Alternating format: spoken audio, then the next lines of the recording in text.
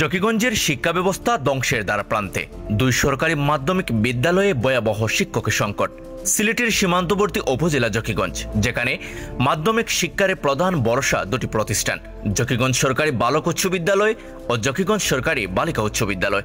কিন্তু দুঃখজনকভাবে এই দুটি বিদ্যালয় আজ মারাত্মক শিক্ষক সংকটে বিপর্যস্ত হয়ে পড়েছে।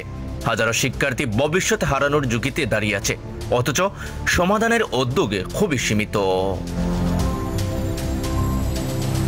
1969 সালে প্রতিষ্ঠিত জকিগঞ্জ সরকারি বালিকা উচ্চ বিদ্যালয়ে বর্তমানে শিক্ষার্থীর সংখ্যা 549 জন।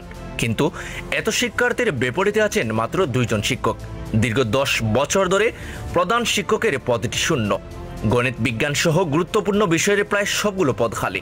ফলে শত শত ছাত্রী পড়াশোনায় পিছিয়ে পড়ছে, আর তাদের পরিবার ভুগছে চরম দুশ্চিন্তায়। একজন অভিভাবক মুনিম আহমদ ক্ষোভ প্রকাশ করে বলেন, এত বড় বিদ্যালয়ে মাত্র 2 জন শিক্ষক দিয়ে শিক্ষা কার্যক্রম চালানো কোনোভাবেই সম্ভব নয়। গণিত বিজ্ঞান ইংরেজি সব গুরুত্বপূর্ণ বিষয়েই শিক্ষক নেই। আমরা জেলা প্রশাসকের কাছে লিখিত স্মারকলিপি দিয়েছি। অন্যদিকে জকিগঞ্জ সরকারি বালক উচ্চ বিদ্যালয়েও ভিন্ন কোনো পরিস্থিতিতে নেই। প্রায় 700 শিক্ষার্থীদের বিপরীতে আছেন হাতে গোনা কয়েকজন শিক্ষক। যদিও এখানে প্রধান শিক্ষক রয়েছেন, তবে অধিকাংশ গুরুত্বপূর্ণ বিষয়ে শিক্ষক নেই বহু বছর ধরে।